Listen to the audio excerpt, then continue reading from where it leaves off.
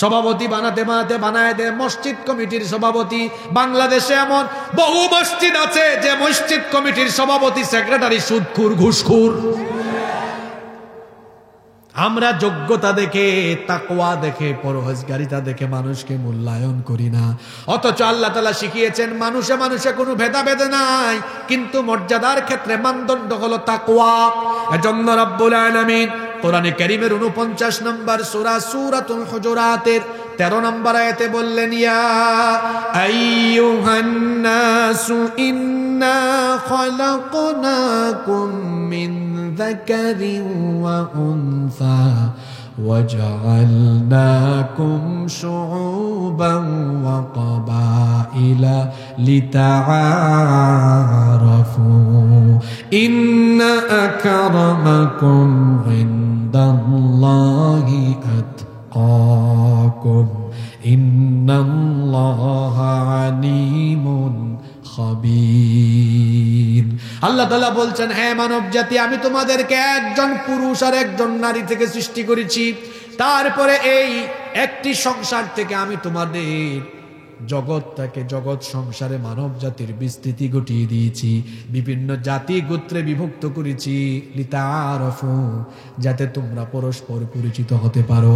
আর শোনো, মানুষ হিসেবে তোমরা সবাই সমান, সবার শরীরে রক্ত মাংস আছে, সবাই সমান, কিন্তু মর্যাদার বেলায় মানদণ্ড হলো ইন্না আকরামাকুম ইনদাল্লাহি আতকাকুম, নিশ্চয়ই তোমাদের মধ্যে তাকওয়ার দিক দিয়ে যারা সেরা, যার তাকওয়ার পরিমাণ যত বেশি, আল্লাহর কাছে তার মর্যাদা হলো তত বেশি।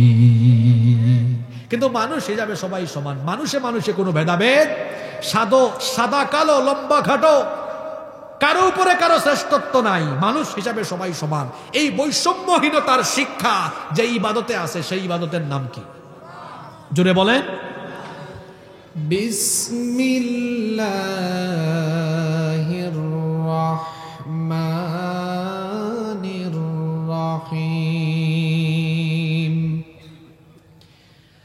উতলু মা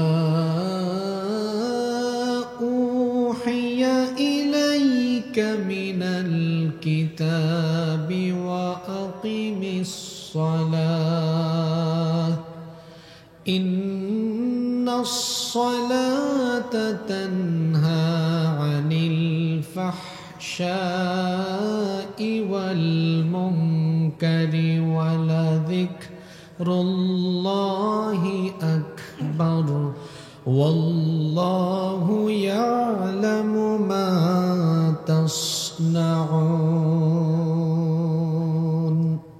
বাংলাদেশের ঐতিহ্যবাহী জয়পুরহাট জেলার সদর উপজেলার অন্তর্গত সগুনা দারুল কোরআন যুব কল্যাণ পরিষদের উদ্যোগে আয়োজিত আজকের এই তৃতীয়তম ঐতিহাসিক তাফসীরুল কোরআন মাহফিল, প্রিয় সগুনা তথা আমার প্রিয় জয়পুরহাটবাসী, আপনারা সবাই কেমন আছেন? আমাকেও আপনারা জিজ্ঞেস করেছেন, এজন্য আপনাদের প্রতি কৃতজ্ঞতা জ্ঞাপন করছি। আলহামদুলিল্লাহি আলা কুল্লি হাল ওয়া ফি কুল্লি মাকান। আলহামদুলিল্লাহ, মহান রব আমাকেও ভালো রেখেছেন, আমাদের সবাইকে সুস্থতার সাথে বাঁচিয়ে রেখে আজকের এই সুন্দর, বরকতময়, নান্দনিক এবং জান্নাতি এই আয়োজনে আমাদেরকে শামিল হওয়ার তৌফিক যিনি দান করেছেন, গলার আওয়াজ বড় করে সবাই বলেন তো তিনি কে? সেই মহান রবের জন্য হৃদয়ের সবটুকু ভালোবাসা, আবেগ, অনুভূতিকে উজাড় করে দিয়ে খুশি মনে, প্রাণবন্ত আওয়াজে, উচ্চ কণ্ঠে কালিমাতুশ শুকর আদায় করে আমরা সকলেই পড়ছি আলহামদুলিল্লাহ। মহান আল্লাহর শুকরিয়া আদায়ের পরে শুকরিয়া জানাচ্ছি দারুল কোরআন যুব কল্যাণ পরিষদকে, যাদের অক্লান্ত পরিশ্রমে, কষ্ট এবং মেহনতের ফলে আজকের এই সুন্দর আয়োজন সম্পন্ন হয়েছে। এই আয়োজনের সাথে যারা সম্পৃক্ত, আমরা দোয়া করছি আল্লাহ তাআলা সকলকে মাফ করে দেন এবং আল্লাহ সবাইকে দ্বীনের জন্য কবুল করে নেন। এই যুবকরা হচ্ছেন মুসলিম উম্মার মেরুদণ্ড। মেরুদণ্ড যদি বাঁকা হয়ে যায়, কারো মেরুদণ্ডে যদি সমস্যা দেখা দেয়, তাহলে সেই ব্যক্তি কি সোজা হয়ে দাঁড়াতে পারবে?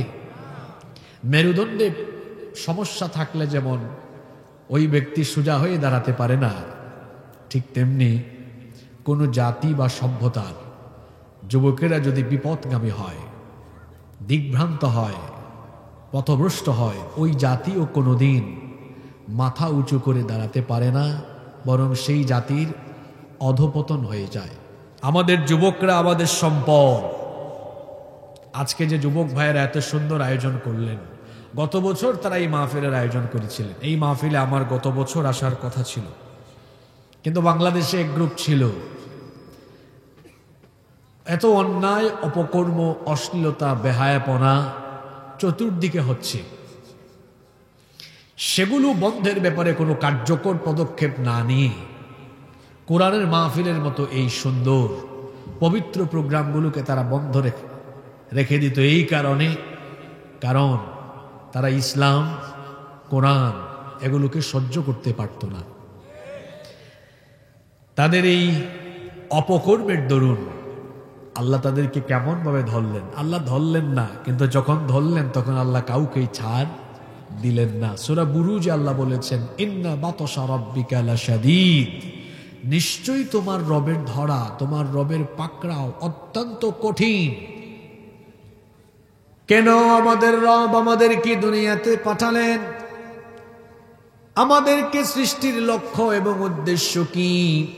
রব্বুল আলামিন কোরআনে কারীমের 51 নম্বর সূরা সূরাতুয যারিয়াতের 56 নম্বর আয়াতে কারিমায় আমাদেরকে জানিয়ে দিলেন, ওয়ামা খালাকাতুল জিন্না ওয়াল ইনসা ইল্লা লিয়া'বুদুন। I didn't create the jinn kind and mankind except my lordship. আল্লাহ তাআলা বলছেন, পৃথিবীতে আমি জিন এবং মানব জাতিকে আমার গোলামি ছাড়া অন্য কিছুর জন্য সৃষ্টি করি নাই। আমাদেরকে যার গোলামির জন্য সৃষ্টি করা হয়েছে, বীর পুরুষের মতো জবাব দিয়ে বলেন তো তিনি কে?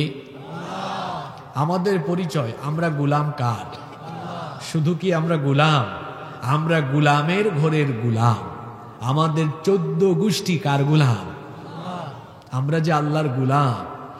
এই গোলামের সবচাইতে সুন্দর উপমা, সবচাইতে সুন্দর দৃষ্টান্ত পাওয়া যায় একটি ইবাদতে, যে ইবাদতের মাধ্যমে প্রত্যেক দিন গোলামির বহিঃপ্রকাশ হয়। সেই ইবাদতের নাম হচ্ছে সালাত, যেটাকে আমরা বলি নামাজ।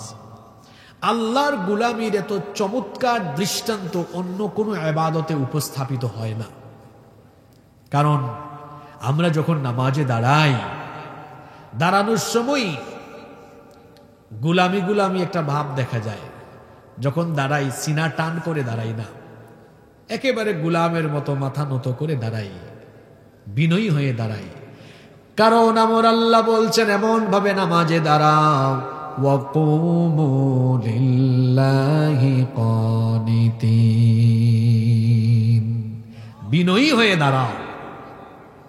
দাঁড়ালাম, তারপর কি করলাম? 2 হাত কাঁধ বা কান পর্যন্ত তুলে এমন ভাবে দাঁড়াচ্ছি, এই দৃশ্য দেখলে মনে হয় যেন আসামি যেমন সারেন্ডার করে, ঠিক তেমনি এই গোলামও যেন নামাজে তার রবের সামনে তার সকল কর্মকাণ্ডের জন্য অনুতপ্ত হয়ে সেও যেন আল্লাহর সামনে গোলামের মতো হাজিরা দিচ্ছে, সেও যেন সারেন্ডার করে তার মালিকের সামনে দণ্ডায়মান হয়ে যাচ্ছে। আল্লাহু আকবার! এর চেয়ে উত্তম দৃষ্টান্ত, আল্লাহর গোলামির চমৎকার নমুনা আর কি হতে পারে? দাঁড়ানোর পরেই কথা শুরু হয়ে গেল। কার সাথে? কিপ ইন ইউর মাইন্ড, মনে রাখবেন, নামাজ শুধুমাত্র আনুষ্ঠানিকতা নয়, বরং এটি এমন একটি ইবাদত। সালাত is a conversation between almighty Allah and the slave. নামাজ হচ্ছে আল্লাহ আর বান্দার মধ্যে কথা বলার জায়গা। সুবহানাল্লাহ। যখন দাঁড়ালো, একটু পরে আল্লাহু আকবার বলে রুকুতে চলে গেল, মাথাটা নুইয়ে দিল, অহংকারে সবকিছু শেষ হয়ে গেল। একটু পরে সাজদায় যখন গেল, তার কপাল আর নাক আল্লাহর কুদরতি চরণে ঠেকিয়ে দিলে সে এটা প্রমাণ করে দিল, আল্লাহ আমি তোমার গোলাম, আমার সব অহংকারকে খতম করে দিয়ে আমি তোমার সামনে গোলামীর দৃষ্টান্ত উপস্থাপন করলাম। আল্লাহু আকবার। সম্মানিত উপস্থিতি, আল্লাহ তাআলা আমাদের মধ্যে এই গোলামি দেখতে চান। এজন্য তিনি কি সুন্দর শিডিউল দিয়েছেন, প্রত্যেক দিন নামাজের শিডিউল দিয়েছেন। কয়বার? আপনারা কি ক্লান্ত হয়ে গেলেন? কথা বলেন, কয়বার? ক্লাসের ভালো ছাত্ররা ক্লাসে কি অমনোযোগী থাকে না মনোযোগী থাকে? এটাও তো একটা ক্লাস শুরু হয়ে গেছে। এখন আমরা এখন কোরআন থেকে হেদায়াতি কথা শুনবো, কারণ কোরআনে যা আছে সবই হেদায়াত, সবই হিদায়াত। এখানে অমনোযোগী হলে চলবে? চলবে না। সবার মনোযোগ থাকবে তো? আল্লাহ শিডিউল দিলেন কয় ওয়াক্তের? কি চমৎকার শিডিউল! দেওয়া তো হয়েছিল 50 ওয়াক্ত। 50 ওয়াক্ত নিয়ে ফিরে আসতেছেন মুসা আলাইহিস সালামের সাথে দেখা। তিনি বললেন, এই 50 ওয়াক্ত নামাজ আপনার উম্মত আদায় করতে পারবে না। আল্লাহর নবী এভাবে আবার গেলেন, যাওয়া আসা করতে করতে 50 থেকে কমতে কমতে আসলো 5 ওয়াক্ত। মুসা নবী তখনও বিরোধিতা করলেন, বললেন আমার উম্মতকে দেওয়া হয়েছে মাত্র 2 ওয়াক্ত, আমার উম্মত 2 ওয়াক্ত ঠিক মতো আদায় করতে পারে নাই। কেমনে আপনার উম্মত 5 ওয়াক্ত আদায় করবে? আপনি আবার ফিরে যান, আর একটু কমিয়ে আনেন। আমার নবী বললেন, এতবার যাওয়া আসা করেছি, এত কমে আসলো, এখন আর যেতে আমার লজ্জা লাগছে, এখন আমি যাব না। আসার সময় চিন্তা করলেন, 50 ওয়াক্ত নামাজ দিলেন, আমি কেন কমিয়ে ফেললাম? 5-এ চলে আসলো। আমার উম্মত 50 ওয়াক্ত আদায় করলে তো 50 ওয়াক্তের সওয়াব পেত, সওয়াব বেশি হতো। এখন মাত্র 5 ওয়াক্ত, সওয়াবটা তো উম্মত কম পাবে।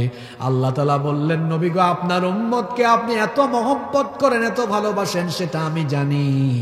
এই জন্য নামাজ আমি 50 থেকে কমিয়ে কমিয়ে 5-এ আনলেও সওয়াব আমি কমাই নাই, বরং 5 ওয়াক্ত নামাজের সওয়াব আমি 50 ওয়াক্ত নামাজের সমান সওয়াব দান করে দিব।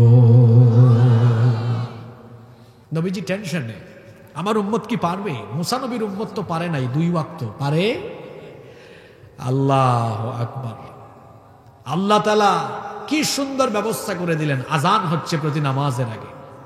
এই যেন আল্লাহ বান্দাকে আদর করে ডাকছেন, কি রে আয় না, আয় আয়, আমি তোর সাথে একটু কথা বলি। রাতের বেলা ঘুমিয়েছেন, মুয়াজ্জিন সাহেব বলছেন, হাইয়া আলাস সালাহ, নামাজের জন্য আসো। হাইয়া আলাল ফালাহ, কল্যাণের জন্য আসো। আল্লাহ যেন এই আজানের মাধ্যমে বান্দাকে খুব আদর করে ডাক দিচ্ছেন, কি রে তুই ঘুমায় আছস? সেই ঘুমাইছিলি 11টায় 12টায়, 5 ঘন্টা 6 ঘন্টা হয়ে গেল, তুই আয় না, তোর সাথে আমি একটু কথা বলি, তুই আর আমি এখন কথা বলি। সুবহানাল্লাহ।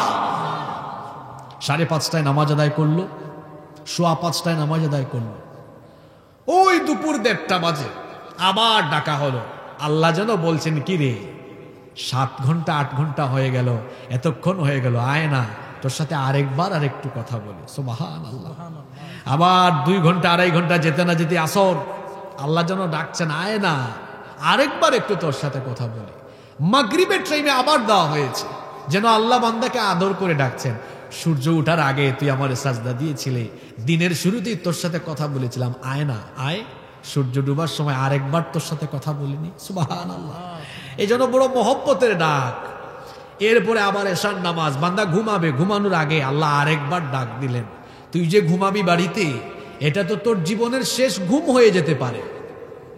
সকালবেলা না উঠতে পারিস, এই ঘুম, তারপরে আবার জাগতে পারিস গিয়ে কবরে, আয় না, আরেকবার ঘুমানোর আগে আমি তোর সাথে কথা বলে ফেলি, তুই আমার সাথে কথা বলে ঘুমা। সুবহানাল্লাহ। এরকম করে 5 ওয়াক্তের নামাজের চমৎকার শিডিউল দিয়েছেন কে? আপনার সাথে আল্লাহ কথা বলতে চান, নামাজে আল্লাহ বান্দার সাথে কথা বলেন। সুবহানাল্লাহ পড়েন। এই নামাজের খবর নাই। ইসলামের সবচেয়ে বড় ইবাদত হলো নামাজ। ইমানের পরেই ডিউটি হলো সালাত আদায় করা। নামাজের খবর নাই। আহা, 12টা 1টা পর্যন্ত ওয়াজ শুনে ফজরের নামাজ কাজা করে, আছে না নাই? ইবলিস, তার নাম তো আপনারা সবাই জানেন। সে আল্লাহ তাআলার হুকুম অমান্য করে আল্লাহকে সাজদা দেয় নাই কয়টা? পুরুষ মানুষের মতো জবাব দেন, কয়টা? এক সাজদা না দেওয়ার পরিণতি ক্ষতি হলো কয়টা? 5টা। কয়টা ক্ষতি? তো শুনেন তো কি কি হইল ক্ষতি। وَإِذْ قُلْنَا لِلْمَلَائِكَةِ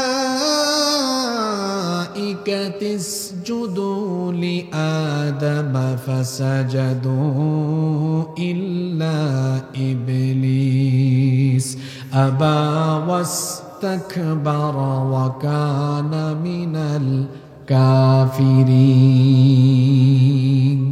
আল্লাহ তাআলা বলছেন, আর স্মরণ করো যখন ফেরেশতাদেরকে তোমার রব বলেছিলেন সবাই আদমকে সাজদা দাও। সবাই দিয়েছে, একজন দেয় নাই। যে দেয় নাই তার নাম কি?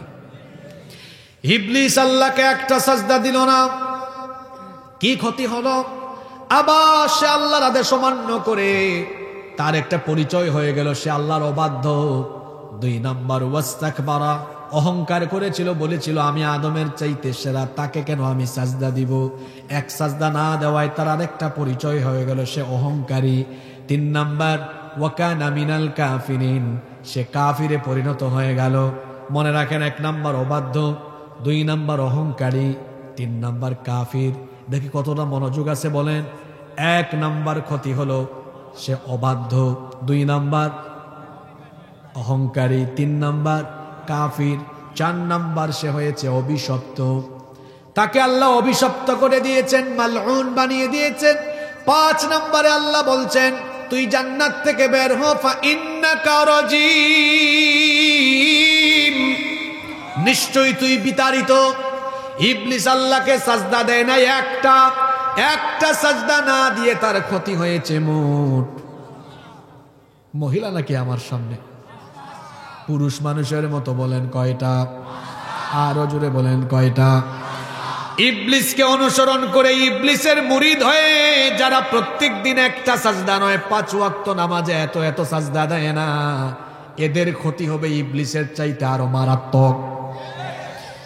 ইবলিস সাজদা না দিয়ে যদি তার 5টা পরিচয় এসে ধারণ করে ইবলিসের মুরিদ যারা, তাদের পরিচয় হবে এই 5টা। যে ব্যক্তি প্রতিদিন নামাজে যায় না তার পরিচয় হলো 1 নাম্বার সে আল্লাহর অবাধ্যগত, সে বাধ্যগত গোলাম নয়, সে আল্লাহর অবাধ্য। 2 নাম্বার এই ব্যক্তি হলো অহংকারী, কারণ নামাজ আদায়ের পরে যে ব্যক্তি মাথা নুইয়ে নত করে আল্লাহর সাজদা দেয় না, পৃথিবীতে তার চাইতে অহংকারী আর কেউ হতে পারে। 3 নাম্বার ওই ব্যক্তি কুফরি করে কার সাথে? আল্লাহর নবী বলেছেন মান তারাকাস সালাতা মুতাআম্মিদান ফাকাদ কাফারা, যে ব্যক্তি ইচ্ছে করে নামাজ ছেড়ে দিল সে আল্লাহর সাথে কুফরি করলো। আল্লাহর বান্দা কখনো নামাজ ছাড়তে পারে না। আল্লাহর নবী আরো বলেছেন বাইনাল আবদি ওয়া বাইনাল কুফরি তারকুস সালাহ, আল্লাহর বান্দা আর কাফিরের মধ্যে পার্থক্য হলো নামাজ ছেড়ে দেওয়া। আল্লাহর বান্দা নামাজ ছাড়তে পারে? তাহলে দেখেন বেনামাজির কয়টা পরিচয়? 1 নম্বর সে আল্লাহর অবাধ্য, 2 নম্বর সে অহংকারী, 3 নম্বর সে ব্যক্তি হলো কুফরিতে নিমজ্জিত, 4 নম্বর সেই ব্যক্তি হলো অভিশপ্ত, 5 নম্বর হলো ওই ব্যক্তি জান্নাত থেকে বিতাড়িত। যারা বেনামাজি, এই বেনামাজি গুলো জান্নাতের গন্ধও পাবে না, জান্নাতের কোনো গন্ধও তারা পাবে না, বরং কিয়ামতের দিন তাদেরকে বলা হবে খুদুহু ফাগুল্লুহু সুম্মাল জাহিমা সাল্লু সুম্মা ফি সিলসিলাতিন যারউহা 70 যিরাআন ফাসলুকু। আল্লাহ বলবেন এই বেনামাজিকে ধর, ডান্ডা বেরি লাগা, শিকল পরা। কত গজ লম্বা শিকল? আল্লাহ বলছেন সুম্মা ফি সিলসিলাতিন যারউহা 70 যিরাআন ফাসলুকু, 70 গজ লম্বা শিকল দিয়ে তারে বাঁধো, এরপরে তাকে জাহান্নামে নিক্ষেপ করো, নাউজুবিল্লাহ।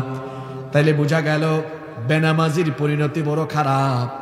কিন্তু আমাদের অবস্থা হলো এমন মুসলমান হয়েছি আমরা, মুসলমানিত্বের পরিচয় হিসাবে যা আলামত আমার চরিত্রে ফুটে ওঠা দরকার সেটা আমার মধ্যে নাই। আমার নাম বড় সুন্দর, অনেকের নামই আছে ফজর আলী, কিন্তু এই ফজর আলী ঘুম থেকে উঠে দুপুর 12টায় তার ফজর নাই, এমন মানুষ আছে না নাই? আর একজনের নাম তার বাপ রেখে দিয়েছে জুহর আলী, জুহরেও তারে পাওয়া যায় না। আমার দেশে এমন বহু মানুষ আছে যাদের নামের সাথে কামের কোনো মিল। নাম হলো রমজান আলী, রমজান মাসে দুপুর বেলা গাঞ্জা টানে। নাম হলো কুরবান আলী, সামর্থ্য আছে কুরবানি দেয় না। নাম হলো ইমান আলী, ইমান আলীর ইমানের খবর নাই, সুদ খায়, ঘুষ খায়। আছে না নাই? বলে হুজুর আমি নামাজ না পড়লে কি হবে, নামাজ আদায় না করলে কি হবে, আমার ইমান তো ঠিক আছে। আর আল্লাহর নবী বলেছেন যার মধ্যে নামাজ নাই তার মধ্যে দিন নাই। তার মধ্যে কি নাই? তার মধ্যে কি নাই? ইমানই নাই। তার ইমান থাকলে না ইমান যাবে, ওর তো ইমানই নাই। ইমান থাকলে না ইমান যাবে। যেন খবরদার এক ওয়াক্ত নামাজ যেন আমার কাজা হয়ে না যায়। পুরুষের জন্য পাগল হওয়া ছাড়া, পুরুষের জন্য পাগল হওয়া ছাড়া নামাজ কাজা করা যাবে? নামাজ কাজা করবেন? খবরদার, কিয়ামতের দিন প্রথম হিসাব হবে কোন ইবাদতের? জোরে বলেন কোন ইবাদতের? তো প্রথম প্রশ্নে ফেল মারলে পরিস্থিতি কি ভালো হওয়ার সম্ভাবনা আছে নাকি? নামাজ ছাড়বো না আমরা, ওয়াদা করতে পারবো? রাজি আছেন সবাই? যুবক ভাইয়েরা কি করবেন? যে হুজুর আমরা একটু বুড়া টুরা হই, তারপরে আদায় করব। আপনি বুড়া হবেন এই নিশ্চয়তা আপনাকে কে দিয়েছে? মানুষের জীবনের নাই কোনো ওয়ারেন্টি, নাই কোনো গ্যারেন্টি। যুবক ভাইয়েরা শয়তানের এই ধোকায় পড়বেন না। কিপ ইন ইউর মাইন্ড, মনে রাখবেন there is no serial of death. মৃত্যুর কোনো সিরিয়াল নাই, যে কোনো মুহূর্তে চলে আসবে। এজন্য আমরা এক ওয়াক্ত নামাজ কাজা করব না। রাজি আছেন সবাই? কারা কারা রাজি আছেন দেখি আল্লাহর সাথে ওয়াদা করেন তো। মাশাআল্লাহ, আল্লাহ কবুল করেন। আমার দিকে তাকান। এই নামাজ কেন দেওয়া হয়েছে? শুধুমাত্র প্রতিদিন 5 বার ডিউটি করবেন, আল্লাহরে সাজদা দিবেন এই উদ্দেশ্যে না। এবার আমার দিকে তাকান, আমি আমার মূল কথায় প্রবেশ করছি। খুব মনোযোগী হতে হবে। আজকের এই টপিকের ভেতরে আমাদের বর্তমান সময়ের সমসাময়িক সকল বিষয়াদি এর ভিতরে আছে, মনোযোগী হতে হবে। তো নামাজ আল্লাহ কেন দিয়েছেন? প্রতিদিন 5 বার ডিউটি করবেন, গিয়া কয়েকটা সাজদা দিয়া চলে আসবেন, শুধু এই উদ্দেশ্যে দেওয়া হয়েছে না। নামাজ শুধুমাত্র একটা ইবাদত নয়, বরং এটি হচ্ছে মানুষের জীবন পরিচালনার প্রশিক্ষণ। কথাটা কি বললাম? আজকের আলোচনার চুম্বক অংশ হলো এটা। এটা মনে রাখতে হবে, এটা হেডিং, শিরোনাম কি? নামাজ শুধু ইবাদত নয়, নামাজ হলো জীবন পরিচালনার। পরের শব্দটা কি বললাম? সবাইকে বলতে হবে। ওই পিছনে কয়েকজন গল্প মারে কেন? গুলগুল হইয়া এদিকে তাকান, আমার দিকে খেয়াল করেন। নামাজ শুধু ইবাদত নয়, এটি হলো জীবন পরিচালনার। সবাই একবার আমার সাথে বলেন, নামাজ শুধু ইবাদত নয় বরং জীবন, হ্যাঁ জীবন পরিচালনা। মানে বুঝেন তো কিভাবে চালাবেন, আপনার জীবন কেমনে চলবে এর সকল শিক্ষা সব নামাজের ভিতরে আছে না নাই? এনে কাদিয়ানি পণ্য কুত থেকে আনছেন, এরা নামায় রাখেন, এগুলা দিয়া পেশাবে পানি খরচও করবেন না। এই প্রাণ কোম্পানির কোনো পণ্য আপনারা কিনবেন না। রাজি আছেন?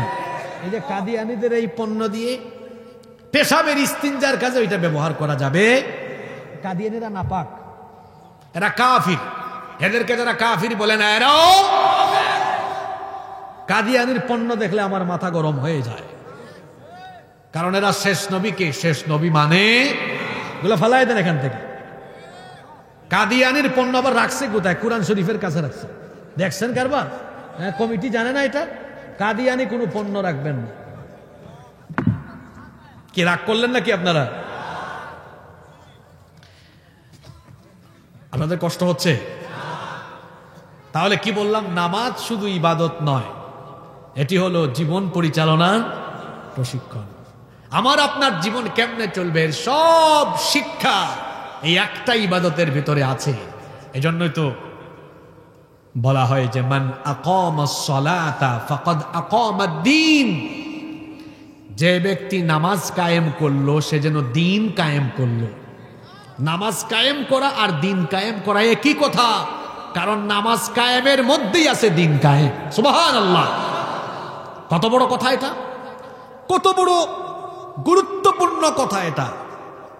যে ব্যক্তি নামাজ কায়েম করলো সে দ্বীন কায়েম করলো, কারণ নামাজ কায়েমের ভেতরেই দ্বীন কায়েম আছে। অনেক দ্বীন কায়েমের কর্মী ভাইয়েরা আছে গো, নামাজের জামাতের খবর নাই। নামাজের অন্তর্নিহিত শিক্ষাগুলো উপলব্ধি করতে হবে। এমনকি দ্বীন কায়েমের অনেকে কর্মী পরিচয় দেয়, মাহফিলগুলোতে এসে আশেপাশে এরা এখন বাদাম খায়। এই চিত্র এখন আমরা দেখছি। আমরাও দ্বীন কায়েমের আন্দোলনে ছাত্র জীবনে সম্পৃক্ত ছিলাম, ছাত্র আন্দোলন করে এসেছি আমরা। মনে আছে আমাদের মাহফিলে খাতা নিয়ে যেতাম, নোট করতাম। কি হয়েছে তোমাদের এখন? বিভিন্ন মাহফিলে তোমরা বাদাম খাও, গুরুত্বপূর্ণ কথা চলে আসে না। মাহফিলের আগে বা পরে ভাব দেখা হয়েছে, হুজুরদের সাথে দেখা করে যাও। এখানে বসে বসে খাতা কলম নিয়ে আলোচনা নোট করবা, সেটা তোমাদের আন্দোলনের কাজে কাজে লাগাবা।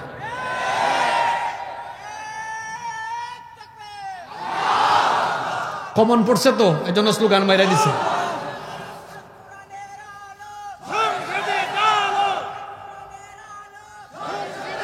বসো, তোমাদেরকে আদর করে বলছি, সন্ত্রাসী সংগঠনের মতো হইও না। তোমাদের চরিত্র হবে দাওয়াত, তোমাদের কথা বলা হবে দাওয়াত। তোমার কথা বলা, মুআমালাত, মুআশারাত, চলন বলন, কথনে মানুষ চিনবে।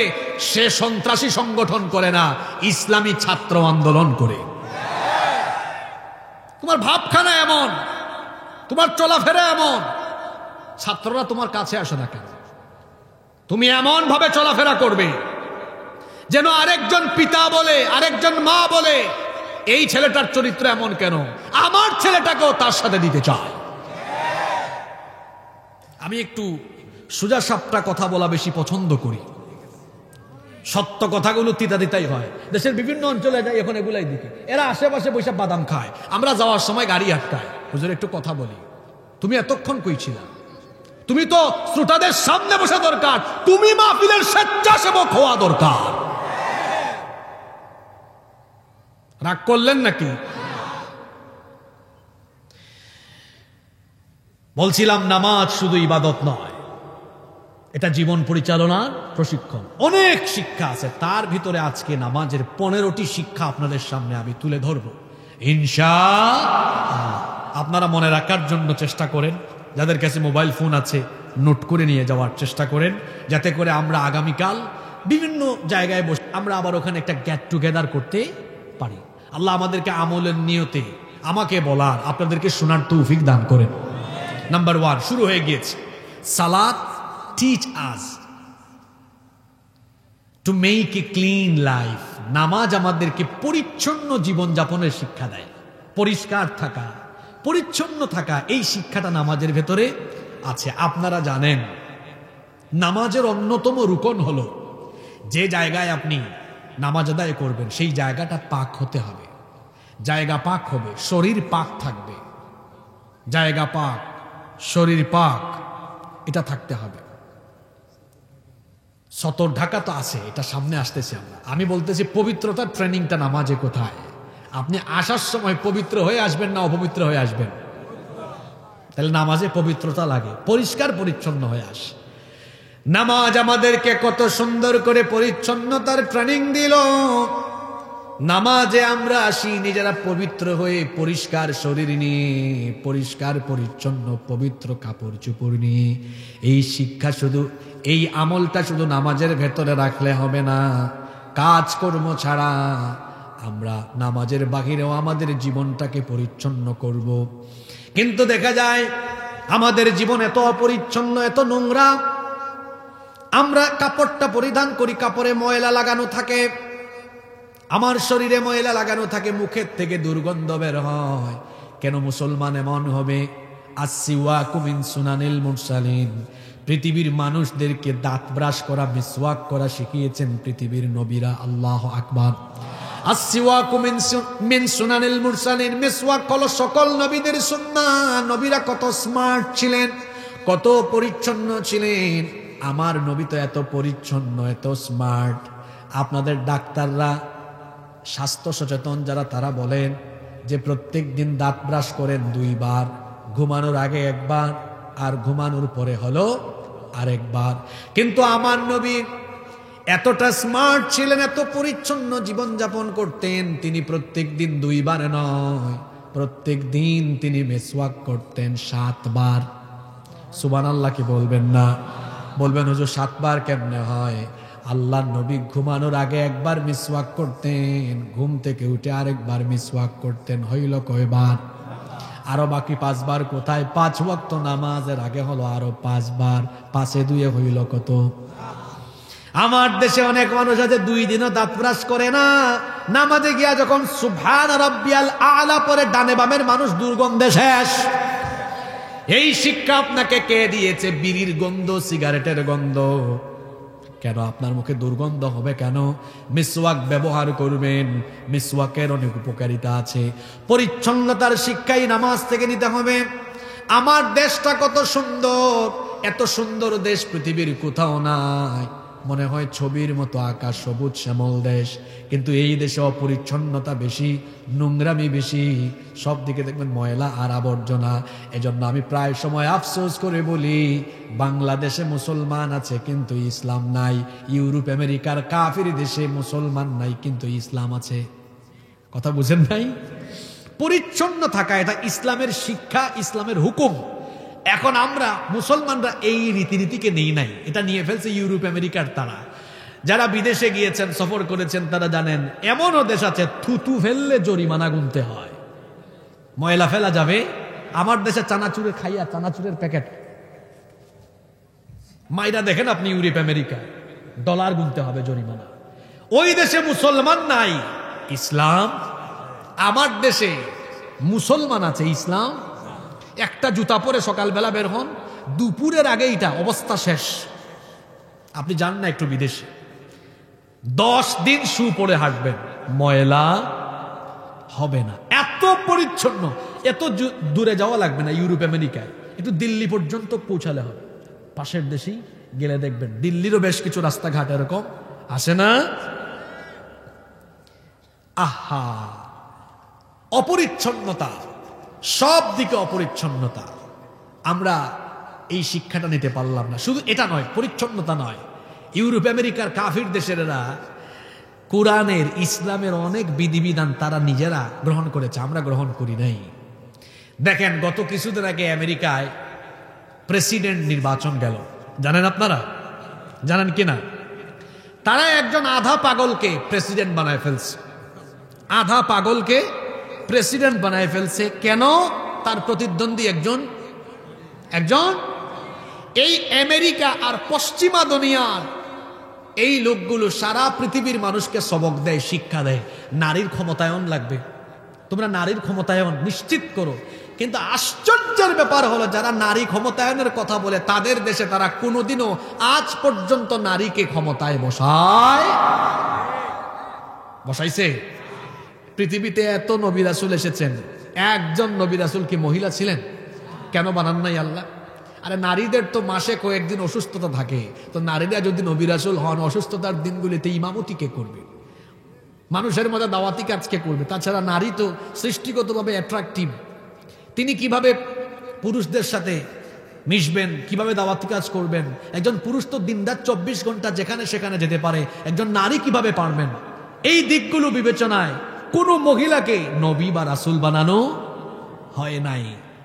নারীদেরকে নেতৃত্বের জায়গায় না দিয়ে ইসলাম বরং উল্টোটা করেছে, নারীকে ইসলাম রানী বানিয়ে পুরুষের চাইতে নারীর অধিকার ইসলাম বাড়িয়ে দিয়েছে। সুবহানাল্লাহ। ইসলাম কি নারীর অধিকার বাড়িয়ে দেয়নি? জোরে বলেন, বাড়িয়ে দেয়নি? আর ওরা মুখে মুখে নারী অধিকারের কথা বলে, কিন্তু এরা এত খারাপের খারাপ, এরাই নারীকে লাঞ্ছিত করে, ধর্ষণ করে, অপদস্থ করে। মুখে যে যা বলে বাস্তবে তা তারা করে বলছিলাম ইসলাম আমাদেরকে, নামাজ আমাদেরকে পরিচ্ছন্নতার শিক্ষা দেয়, কিন্তু আমাদের অনেকের জীবনযাপন অপরিচ্ছন্ন। ঘর বাড়িতে দেখা যায় গুছানো নাই, সব ময়লা আবর্জনা। এরকম কেন হবে? আমার আপনার নবী কত পরিচ্ছন্ন ছিলেন শোনেন। আমার আপনার নবী যখনই কোনো জামা কাপড় গায়ে দিতেন পরিচ্ছন্ন করে দিতেন, মাথাটা সুন্দর করে আঁচড়াতেন, মাঝখানে সিঁথিও দিতেন, তার হাতের মধ্যে বক্স থাকতো, সেই বক্সের ভিতরে চিরুনিও থাকতো। কত সুন্দর করে তিনি তার চুল আঁচড়াতেন, পরিপাটি হয়ে মানুষের সামনে তিনি থাকতেন। আমার নবী আতর লাগাতেন হাতের এই তালুতে, আপনারা তো লাগান এখানে, কিন্তু আমার নবী লাগাতেন হাতের তালুতে, যাতে কারো সাথে মুসাফাহা করলে সেই আতরের সুগন্ধ চলে যায়। সুবহানাল্লাহ।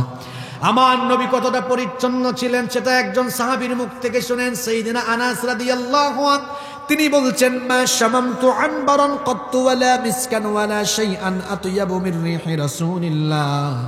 আমরা সবাই বলি সাল্লাল্লাহু আলাইহি ওয়াসাল্লাম। সাইয়্যিদিনা আনাস রাদিয়াল্লাহু আনহু বলছেন, আল্লাহর নবী যখন আমাদের পাশ দিয়ে হেঁটে যেতেন, অতিক্রম করতেন, তার দেহ মুবারক থেকে এমন সুগন্ধি আসতো, মনে হতো সেটা মেশকে আম্বরের সুগন্ধির চাইতেও আরো সুগন্ধিযুক্ত। মানুষের শরীর থেকে সুগন্ধি আসে পরিচ্ছন্ন থাকলে না অপরিচ্ছন্ন থাকলে? আরো জোরে বলেন। তাহলে পরিচ্ছন্ন জীবনযাপনের শিক্ষা নামাজ দেয়। 3.5 হাত এই বডিকে আমরা পরিচ্ছন্ন রাখবো। নিজের বাড়ি ঘর, টিনের বাড়ি হোক, সেটা টিনের চালের বাড়ি হোক, পরিষ্কার রাখলে কিন্তু টিনের বাড়িকেও সুন্দর দেখায়, ঠিক কিনা? আমি 3 বছর আগে উখিয়ায় গেলাম, টেকনাফের পাশে হলো উখিয়া, ওই যে কক্সবাজার। দেখলাম একটা বেত দিয়ে বেড়া দিয়েছে, বেত দিয়ে বেড়া, উপরে টিন, কিন্তু ঘরের ভেতরে ঢুকার পরে দেখলাম এত সুন্দর পরিচ্ছন্ন পরিপাটি, এত সুন্দর করে রেখেছে, দেখলেই চোখ জুড়িয়ে যায়। পরিচ্ছন্ন রাখলে পরে যে কোনো জিনিসকে সুন্দর দেখায়। অপরিচ্ছন্ন মানুষ যদি দামি কাপড় চোপড় পরিধান করে দেখবেন দেখতে তাকে খারাপ লাগে, আর পরিচ্ছন্ন ব্যক্তি যদি কম দামি কাপড় গায়ে দেয় কিন্তু পরিষ্কার যদি হয় দেখতে ভালো লাগে। দেখবেন আমার দেশে অনেক আলেম ওলামা ইমাম সাহেবদের, তাদের আপনি লেবাসের দিকে তাকাবেন, দেখবেন দেখতেই ভালো লাগে, সুন্দর লাগে, সাদা পোশাক পরেছে, দেখতেই ভালো লাগে। অনেক মানুষ আছে অনেক টাকাওয়ালা, দেখবেন এমন ভাবে থাকে খাচ্চরের মতো থাকে, আছে না নাই? পরিচ্ছন্নতা নামাজ আমাদেরকে শিখায়। পরিষ্কার পরিচ্ছন্ন থাকা, নিজের ঘর বাড়ি রাস্তাঘাট সব পরিষ্কার রাখা, এই শিক্ষা নামাজের ভেতরে আছে না নাই? কষ্ট হচ্ছে আপনাদের? সালাতের 2 নম্বর শিক্ষা হলো সালাত teach us to stay united। নামাজ আমাদেরকে ঐক্যবদ্ধ থাকার, মুসলমান আলাদা আলাদা থাকবে না, একসাথে হয়ে থাকবে, ঐক্যবদ্ধ থাকবে, এই শিক্ষা নামাজের ভিতরে আছে না নাই? নামাজ কি একা একা ফরজ, না সবাই মিলে জামাতে ফরজ? জোরে বলেন।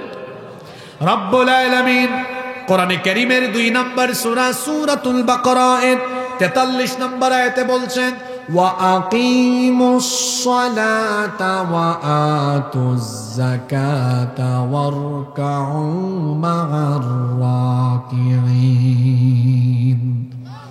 আর তোমরা সালাত কায়েম করো এবং যাকাত দাও, এবং মসজিদে গিয়ে যারা রুকু করে তাদের সাথে রুকু করো। একা একা নামাজের চাইতে জামাতে নামাজের সওয়াব কত গুণ বাড়িয়ে দেওয়া হয়েছে? 27 গুণ বাড়িয়ে দেওয়া হয়েছে। এই যে নামাজে আমরা কি সুন্দর করে দাঁড়াই, দেখা যায় নামাজের ভেতরে এত সুন্দর ঐক্য। পাশের বাড়ির আবুল কালাম ভাই, আব্দুল সালাম ভাই, নামাজে যখন আমরা যাই তখন আমরা একসাথে দাঁড়িয়ে যাই, কোনো ভেদাভেদ থাকে না। কৌমির আলেম, আলিয়ার আলেম যখন মসজিদে ঢুকেন, আলিয়ার আলেমের পাশে কৌমির আলেম, তারপরে দেখা যায় জামাতে ইসলাম করেন, তার পাশে দাঁড়িয়ে গিয়েছে খেলাফত মজলিস, তার পাশে চরমুনাই, তার পাশে হেফাজত, তার পাশে আওয়ামী লীগ, তার পাশে বিএনপি, তার পাশে জাতীয় পার্টি। মসজিদে ঢুকার পরে যারা মুসলমান সবাই কি এক থাকে নাকি আলাদা আলাদা হয়ে দাঁড়ায়? আরো জোরে বলেন।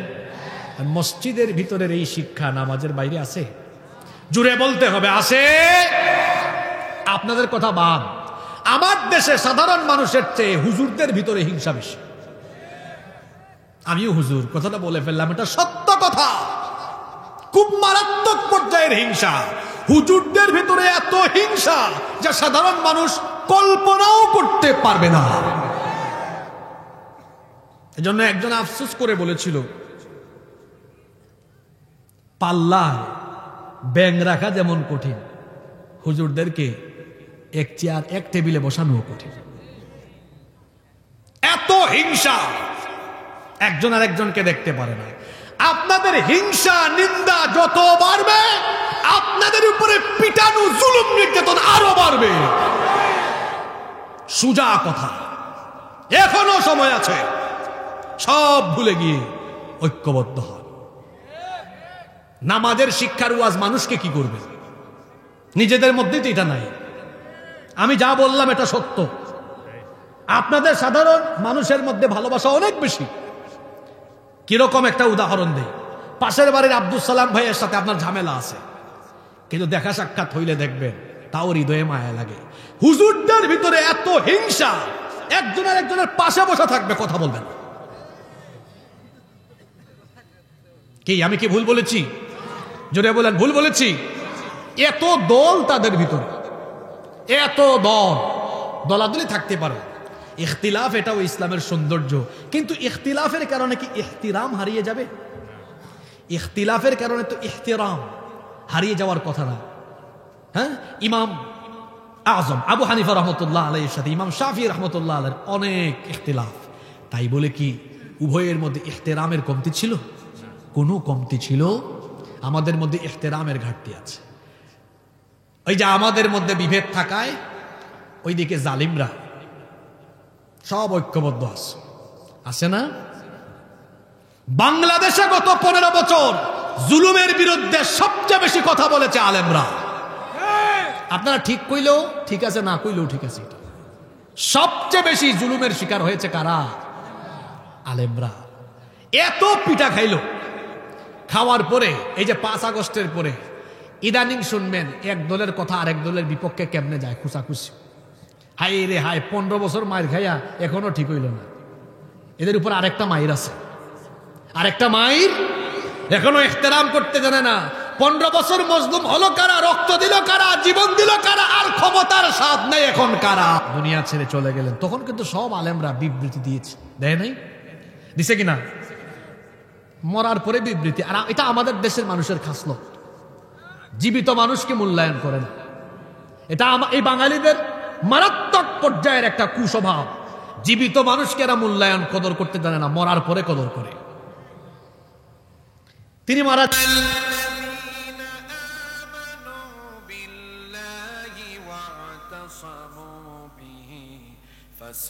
فسيدخلهم في رحمة منه وفضل ويهديهم إليه صراطا مستقيما।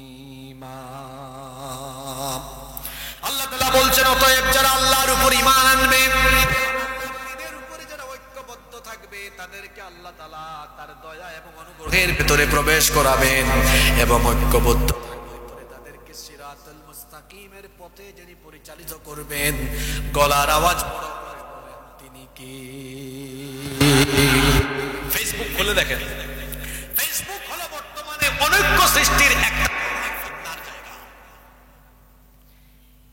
এখানে যে যা পারে তা বলে তা লিখে, আর যারা সময়কে অপচয় করতে চায় তারা যেন বেশি বেশি, আর যারা সময়কে সেফ রাখতে চায় তারা যেন মোবাইল ফেলে রেখে কিতাবের দিকে। আরে বাপরে বাপ, বাংলাদেশে এখন কিতাবের মুফতির চাইতে ফেসবুক মুফতির সংখ্যা বেশি। আছে না এরকম? যারা ঠিক কইছে এদের মধ্যে বহু মানুষ আছে। আর যুবকদের অবস্থা কি? আমার যুবক ভাইদের চরিত্র নষ্ট হয়ে গেল। এই চরিত্র বিধ্বংসী উপাদান মোবাইল ফোনে তারা এত বেশি আসক্ত। মোবাইলের জবান নাই, জবান থাকলে বলতো, ভাই রে ভাই তুই আমার এত গুতাস কেন? সারাদিন যে স্ক্রল করস, এই যে নিচের দিকে তাকায় সারাটা দিন এমনি এমনি করে, যদি এটার জবান থাকতো বলতো, ভাই রে ভাই আমার একটু ছাড় দে। কারণ দেখা যায় 24 ঘন্টার মধ্যে 14 ঘন্টা 15 ঘন্টা মোবাইলের পিছনে ব্যয় করে আসে না নাই? এখন অনেক যুবককে দেখবেন, ইয়াং মানুষ, বয়স হলো 18 বছর, 19 বছর, 20 বছর, কিন্তু দেখতে লাগে বুড়া বুড়া, হাটে বুড়ার মতো। কিন্তু আমার বয়স্ক বাবা চাচাদের এদিকে তাকায় দেখেন, এখনো মাশাআল্লাহ চেহারা সুরত কত সুন্দর, কারণ তারা যখন আমাদের মতো যুবক ছিলেন তাদের খাদ্যাভ্যাস ঠিক ছিল, ঘুমের অভ্যাস ঠিক ছিল। আর এখনকার যুবকদের মোবাইলের কারণে ঘুমের রুটিনও ঠিক নাই, খাওয়ার রুটিনও ঠিক নাই। রাত 2টা 3টা পর্যন্ত তারা মোবাইলের পিছনে ব্যয় করে। এই জন্য দেখবেন এক একটার চেহারার দিকে তাকাইলে দেখবেন গাল একেবারে হাড্ডির ভেতরে ঢুকে গিয়েছে, মুখের মধ্যে ব্রণ উঠে গেছে, তার বিচি আর বিচি। এই তুমি তরুণ মানুষ, যুবক মানুষ, তোমার চেহারার এই অবস্থা কেন? কারণ তোমার যৌবন কুপথে ব্যয় হয়। তোমার চেহারার লাবণ্য কোথায়? তোমার গাল ভাঙলো কেন? চেহারা সুরতের অবস্থা কেন? তাকিয়ে দেখেন আমার 70 বছরের চাচার দিকে, এখনো গাল ফুলা। কারণ আমার চাচা ঘুমের অভ্যাস ঠিক রেখেছেন। তিনি যখন 20 বছরের ছিলেন, ওনাদের সময় মোবাইল ছিল না, ইন্টারনেট ছিল না, ঘরে টেলিভিশন ছিল না। বড়জোর ঘরের সবার সাথে গল্প করতে করতে খুব কষ্ট করে তারা রাত 8টা 9টা 10টা পর্যন্ত সজাগ থেকেছেন।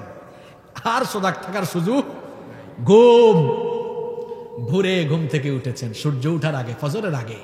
আর এখন 4-5 জন একসাথে হয়, কেউ কারোর সাথে কথা কয় না, নিচের দিকে তাকায়। এরকম আছে না নাই? জোরে বলেন, আছে না নাই? রাত 2টা 3টা পর্যন্ত, 4টা পর্যন্ত সজাগ থাকে। যেই ছেলে রাত 3টা 4টায় ঘুমায়, ও কি আর ফজর পড়তে পারবে? ও ঘুম থেকে উঠে কখন? দুপুর 12টায় 11টায়। আর মনে রাখবেন, যাদের ঘুমের অভ্যাস ঠিক নাই এদের খাদ্যাভ্যাসও ঠিক নাই। খাদ্যাভ্যাসও, অসকালের খাবার খায় কখন? দুপুর 11টায়, দুপুর 12টায়। এমনকি এটা বলতে খারাপ লাগে, তাও বলে ফেলতেছি, যাদের খাদ্যাভ্যাস ঘুমের অভ্যাস ঠিক নাই এদের পায়খানাও ঠিক নাই। এরা যেখানে সেখানে বায়ু নির্গত করে পরিবেশকে নষ্ট করে। হাসানোর জন্য বলি না, এটা সত্য কথা। এর ঘুমের অভ্যাস ঠিক নাই। যার ঘুমের অভ্যাস ঠিক নাই তার খাদ্যাভ্যাসও ঠিক নেই, এর পেটের সমস্যা থাকে। যাদের ঘুমের অভ্যাস ঠিক, খাদ্যাভ্যাস ঠিক, দেখবেন এটা সব ঠিক আছে। আর পেট, এটা এমন এক কারখানা গো, এটা ঠিক থাকলে সব ঠিক, এটা ঠিক না থাকলে খবর আছে। কিন্তু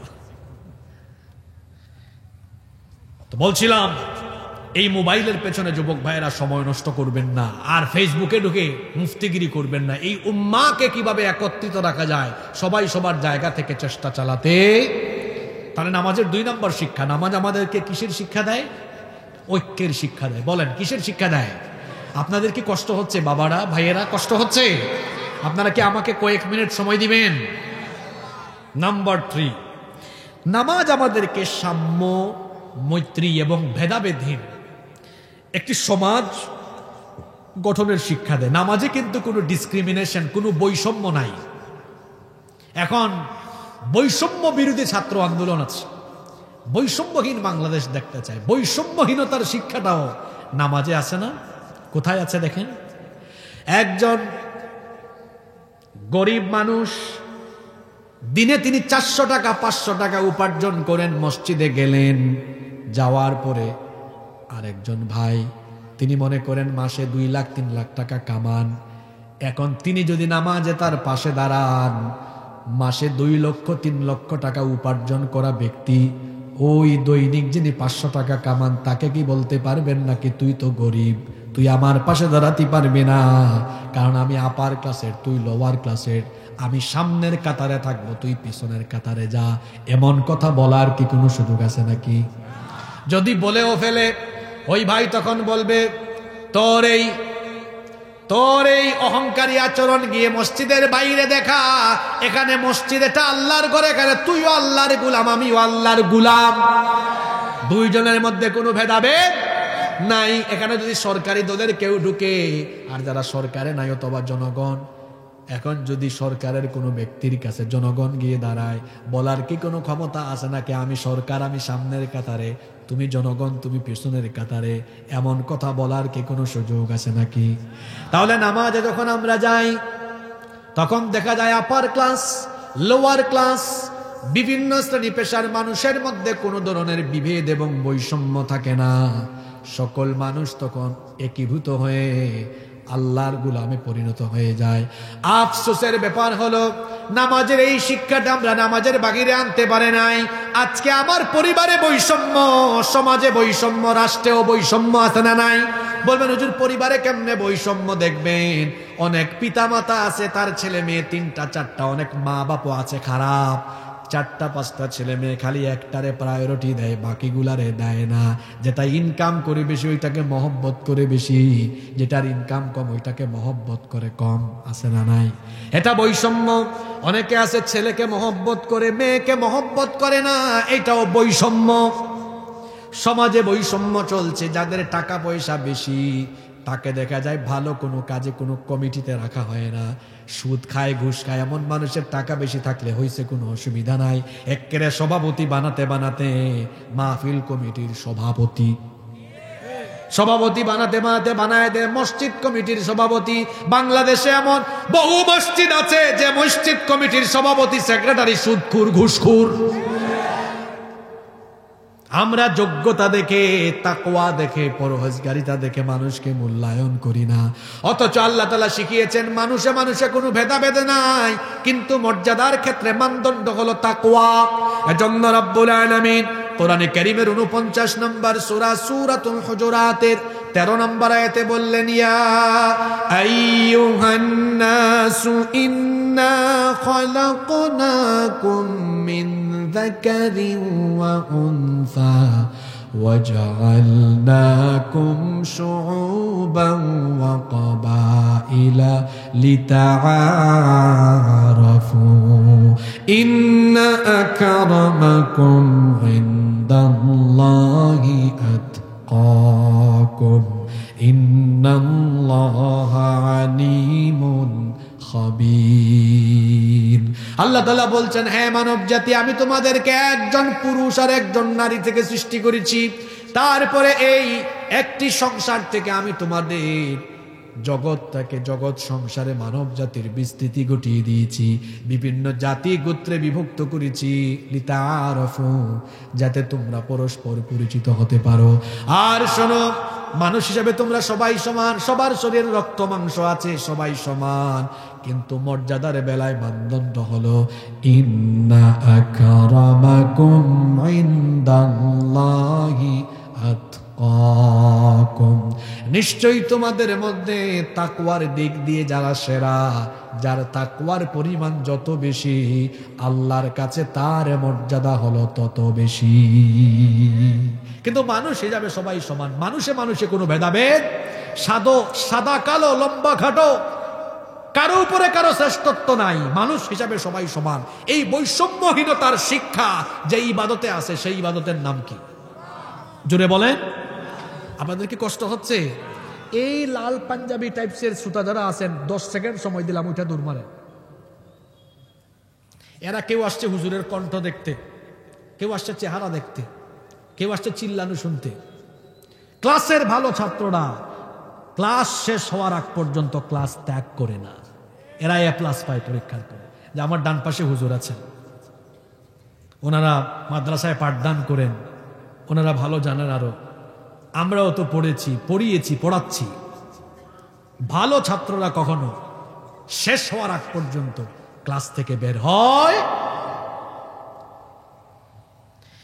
তো বলছিলাম নামাজের 3 নম্বর শিক্ষা, আমাদেরকে বৈষম্যহীন সমাজ প্রতিষ্ঠার শিক্ষা দেয় কি? নামাজ। নাম্বার 4, 4 নম্বর, নামাজ আমাদেরকে পাংচুয়ালিটি, সময়ানুবর্তিতা শেখায়, টাইম ম্যানেজমেন্ট শেখায়। সময়, এটাকে কাজে লাগাতে হবে, সময় গনিমত, এটাকে কাজে লাগাতে হয়।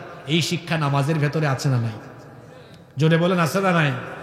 নামাজের টাইম শিডিউল আছে না? প্রত্যেকটা নামাজের কিন্তু টাইম শিডিউল আছে।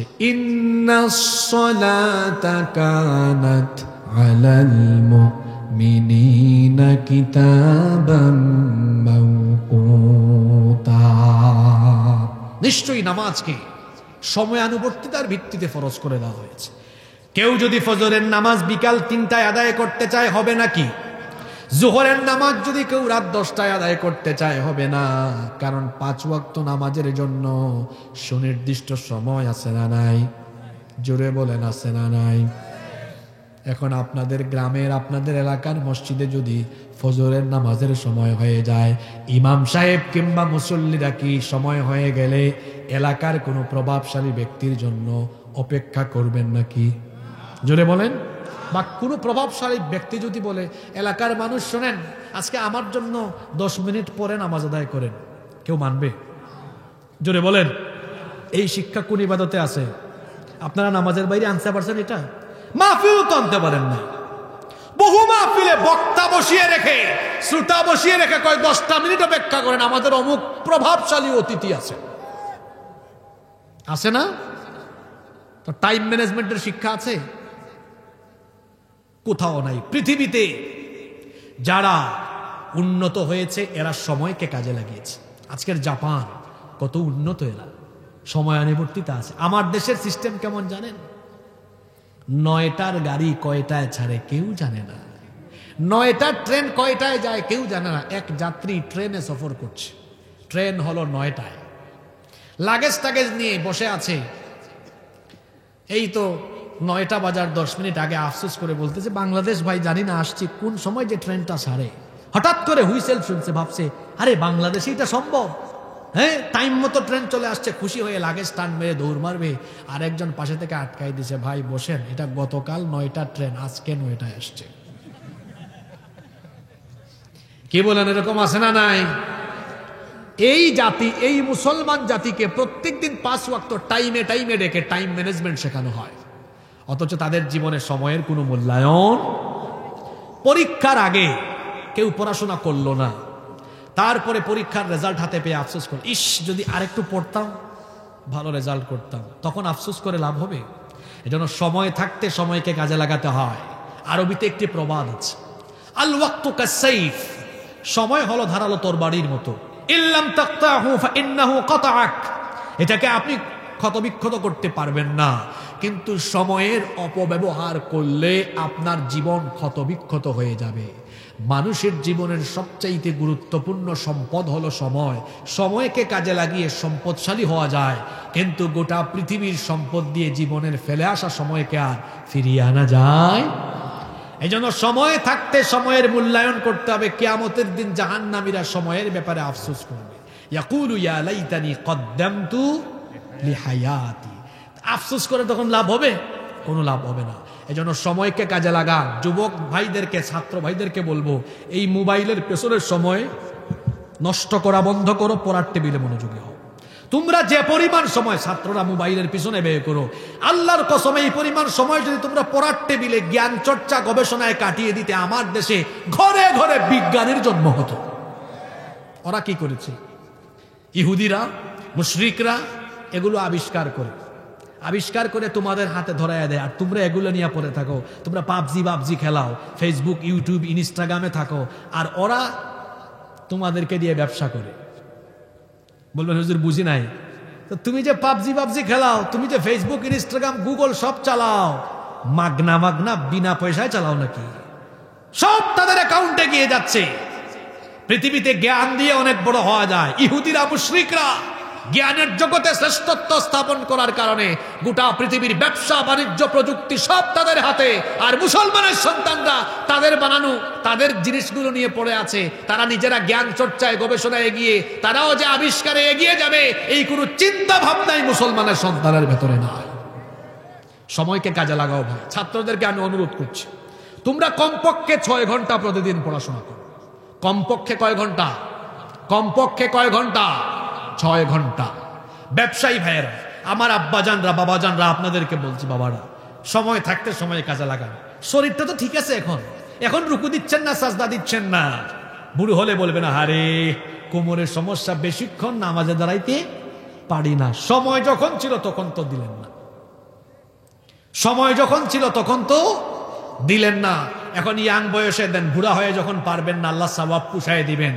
ফেরেশতাকে বলবেন, দেখি আমল নামাজে লিখতেছে, একটু ব্যাক, পেছন ফিরে যা, দেখ তার যৌবনকালে, যুবককালের ইবাদত কেমন। ফেরেশতা বলে, আল্লাহ যৌবনকালে একদম লম্বা সময় তাহাজ্জুদ পড়তো, 5 ওয়াক্ত নামাজ ঠিকঠাক পড়তো, এখন বুড়া হয়েছে দেখে পারে না, বেশিক্ষণ পারে না। আল্লাহ বলবেন, যৌবনকালে আমার এত ইবাদত করলো, এই সময়ে তার একটু বোনাস বাড়ায় দে, এখন যদি সময় একটু কমও দে, সওয়াবটা যৌবনকালের মতো দিয়ে দে। সুবহানাল্লাহ।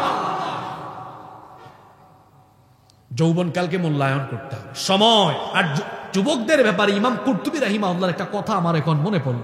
ইমাম কুরতুবী রাহিমাহুল্লাহ কতই চমৎকার করে বলেছেন, যৌবন হলো কচু পাতার পানির মতো। কচু গাছ আছেন আপনার এলাকায়? আছে তো, আজকে যে লতি খাওয়াইলো, আপনাদের এলাকায় লতি আছে মনে হয় অনেক, লতিগুলো অনেক মজাও। তো এই যে কচু পাতা, কচু পাতায় পানি, যুবক ভাইরা বলেন তো কচু পাতায় পানি পড়লে বেশিক্ষণ থাকে?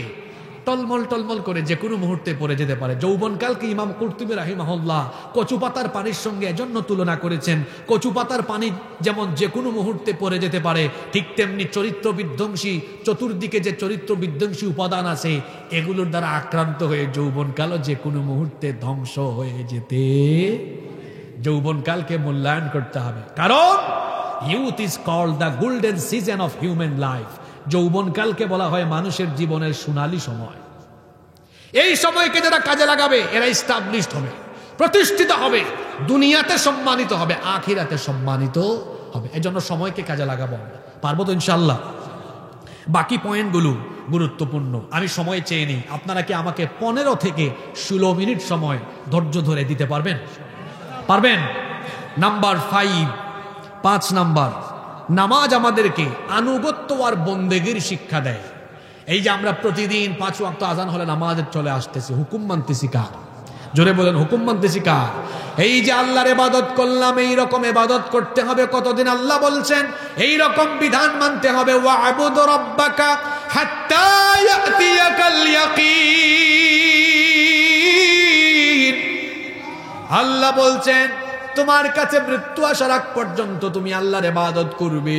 এই যে নামাজে আমি টাইম মতো চলে যাই, ঠিক তেমনি নামাজের বাইরে আল্লাহ যত বিধান দিয়েছেন, যত হুকুম দিয়েছেন, আল্লাহর বিধানগুলো হুকুম মেনে আপনার জিন্দেগি গঠন করতে হবে। আপনার জিন্দেগি আল্লাহর বিধান মতো হোক, এই শিক্ষা নামাজের ভেতরে আমাদেরকে দিয়েছেন কে? আরো জোরে বলেন কে? নাম্বার 6 নম্বর, নামাজের 6 নম্বর শিক্ষা হলো নামাজ আমাদেরকে পর্দার শিক্ষা দেয়। নামাজ আমাদেরকে কিসের শিক্ষা দেয়? ওই যে একটু আগে আমার পেছন থেকে কোনো একজন বললেন সতর ঢাকা। নামাজে সতর ঢাকা নফল না ফরজ? জোরে বলতে হবে। নামাজে দেখা যায় একজন মহিলা পর্দা করছে, কিন্তু এই মহিলা, অনেক নামাজি মহিলাও আছে, যখন নামাজ শেষ করে বাড়ি থেকে বের হয় বেপর্দা হয়ে বের হয়। আবার অনেক নামাজি ভাইও আছে, এরা নামাজে আসে 5 ওয়াক্ত নামাজ পড়ে, কিন্তু তার ঘরের বউকে, তার ঘরের নারীদেরকে বেপর্দায় রেখে দেয়। এমন আছে না নাই? এখন তো বহু পুরুষ ব্যক্তি এমন আছে, এরা পুরুষ নামের কলঙ্ক। এখন অনেকে বউকে দিয়ে ব্যবসা করে, ফেসবুকে ইউটিউবে তারা কাপল ব্লগের ভিডিও বানায়। এটা চাচারা জানবেন না, যুবকরা বুঝে। যেই সকল ছেলেরা, যেই সকল পুরুষরা বউ দিয়ে ব্যবসা করে, এরা পুরুষ নয়, এরা হলো পুরুষ নামের কলঙ্ক। যে ব্যক্তি তার ঘরের নারীদেরকে পর্দায় রাখে না, এর পরিচয় হলো দাইয়ুস। দাইয়ুস কখনো আল্লাহর জান্নাতে যেতে পারবে? দাইয়ুস হওয়ার থেকে আপনাকে সেফ রাখতে হবে। একজন নারী বেপর্দা থাকার পেছনে 4 জন পুরুষ দায়ী। জোরে বলেন কয়জন? দেখেন তো এই 4 শ্রেণীর বাইরে আপনি আছেন কিনা। এক হলো স্বামী, স্বামীর গাফলতির কারণে স্ত্রী বেপর্দায় চলে যায়। 2 হলো পিতা, বাবার গাফলতির কারণে মেয়ে বেপর্দা হয়ে যায়। 3 হলো বড় ভাই, বড় ভাইয়ের গাফলতির কারণে ওই ঘরের বোন বেপর্দা হয়ে যায়। 4 হলো বড় ছেলে, বড় ছেলের গাফলতির কারণে সেই ঘরের নারীরা বেপর্দায় হয়ে যেতে পারে। আমি, আপনি, আমরা সবাই এই 4 ক্যাটাগরির বাহিরে না ভিতরে? কথা বলেন না কেন? তাহলে ঘরের নারীদেরকে পর্দায় রাখবেন তো?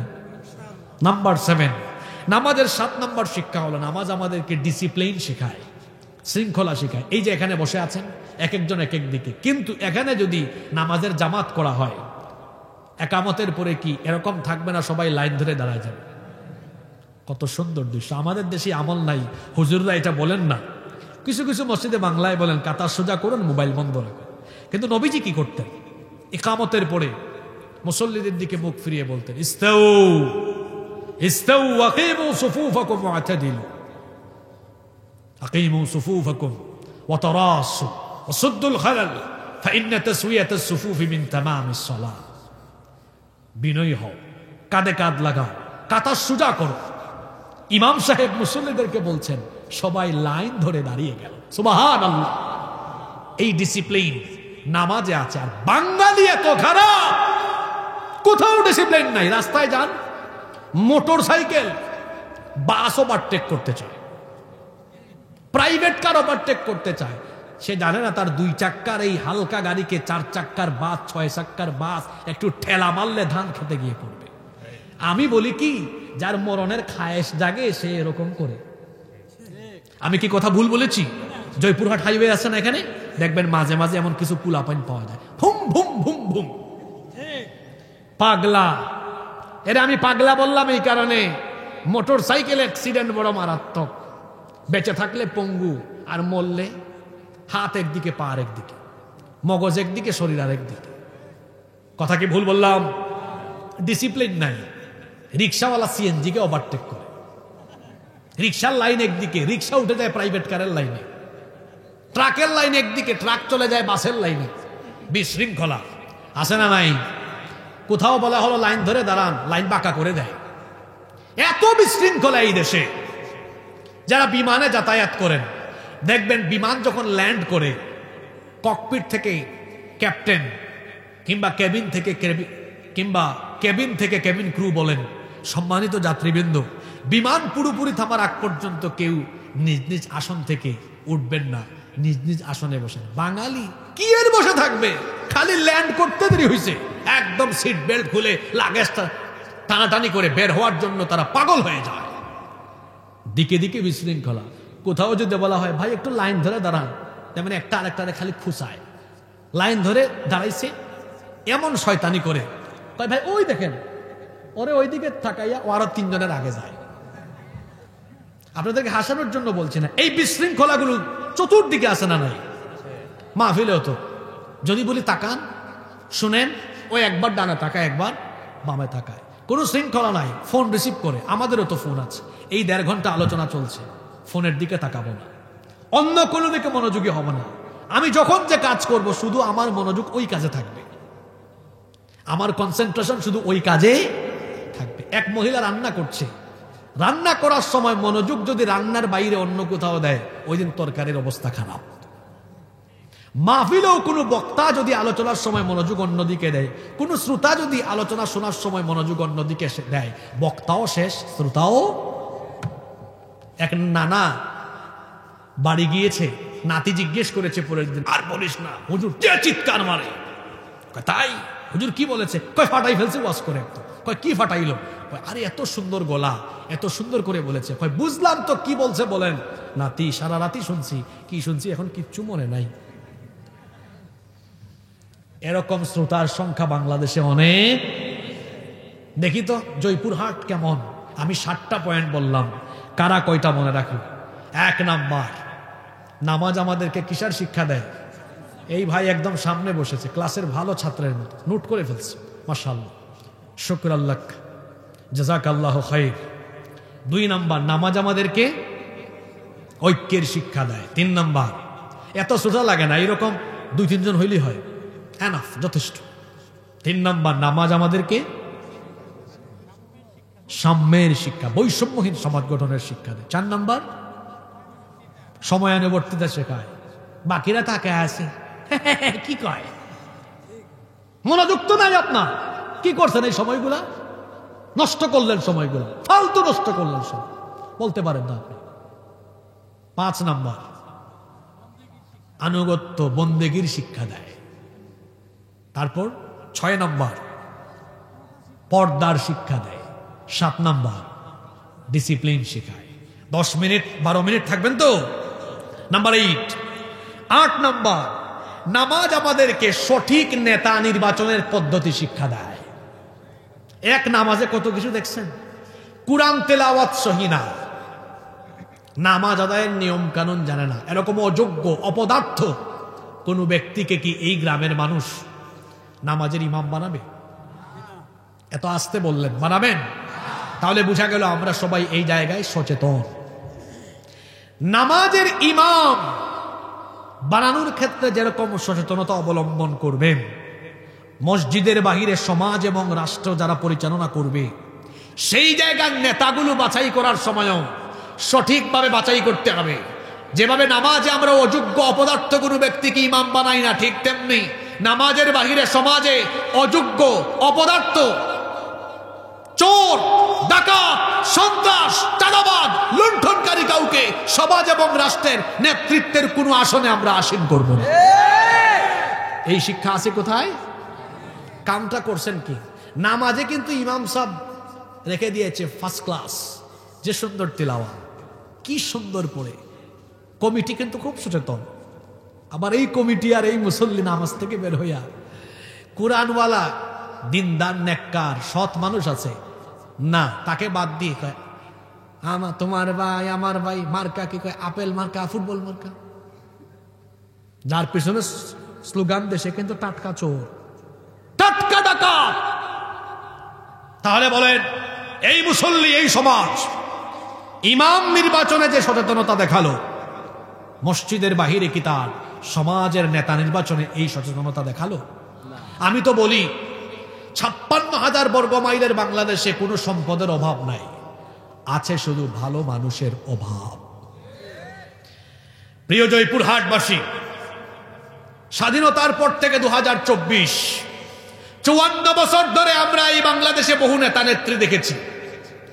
এরা জনগণের ভাগ্য, মানুষের ভাগ্য বদলানোর কথা বলে ক্ষমতায় যায়, যাওয়ার ফলে দেখা যায় জনগণের ভাগ্য বদলে না, তাদের মোবাইল বদলে যায়, তাদের গেট আপ বদলে যায়, তাদের জুতা বদলে যায়, চেহারা সুরত বদলে যায়, আঙ্গুল ফুলে কলা গাছ হয়ে যায়। মানুষের ভাগ্য আর বদলায় না। মানুষের ভাগ্য বদলাতে হলে চোর, ডাকাত, সন্ত্রাসীর পরিবর্তে কোরআনওয়ালা লোকদেরকে সমাজের প্রত্যেকটি সেক্টরে বসিয়ে দিতে হবে। এই শিক্ষা নামাজের ভেতরে আছে না নাই? জুলাই আগস্টের পরে এখন আপনাদের সকলের প্রত্যয় হওয়া উচিত এইটা, আমরা বাংলাদেশে আগামী দিনে আর অন্য কাউকে দেখতে চাই না। সব দেখা শেষ, বাকি আছে আল কোরআনের। আমরা বাংলাদেশকে কোরআনের বাংলাদেশ হিসাবে দেখতে চাই কি চাই না? আল্লাহ কবুল করে। নাম্বার 9 নাম্বার, নামাজ আমাদেরকে সঠিক নেতার প্রতি আনুগত্যশীল হতে হয়, এই শিক্ষা দেয়। নেতৃত্ব ঠিক থাকলে সেই নেতার আনুগত্যের শিক্ষা নামাজের ভেতরে আছে না? আচ্ছা, নামাজে ইমাম সাহেব যখন রুকুতে যায়, মুসল্লিকে তখন সাজদায় যায়? যদি বলেন ইমাম সাহেব রুকুতে তো মুসল্লিও রুকুতে, ইমাম সাহেব সাজদাতে তো মুসল্লিও। যদি সমাজ কিংবা রাষ্ট্র কখনো এমন হয় ইসলামপন্থীরা, কোরআনওয়ালারা সমাজ এবং রাষ্ট্রকে নেতৃত্ব দেয়, তাহলে আনুগত্যের ক্ষেত্রে তাদের আনুগত্য করতে হবে, তাদের কথা মেনে চলতে হবে। আল্লাহ শিখিয়েছেন, ইয়া আইয়ুহাল্লাযীনা আমানু আতিউল্লাহ ওয়া আতিউর রাসূল ওয়া উলিল আমরি মিনকুম ইলা আখিরিল আয়াহ। হে ঈমানদারেরা, তোমরা আল্লাহ আর রাসূলের আনুগত্য করো। এরপরে বলা হলো আর তোমাদের নেতৃস্থানীয় যারা আছে, অর্থাৎ এখানে আল্লাহ আর রাসূলের আনুগত্য করে এমন নেতা যদি হয় তারও আনুগত্য করতে বলা হয়েছে। নেতার আনুগত্য হয় ততক্ষণ, ওই নেতা আল্লাহ রসুলকে মানে যতক্ষণ। নেতার আনুগত্য ত্যাগ করতে হবে তখন, ওই নেতা আল্লাহ আর রাসূলের আনুগত্য ছেড়ে দেয় যখন। তাহলে এই শিক্ষাটাও নামাজের ভেতরে আছে। নাম্বার 10 নম্বর, নামাজ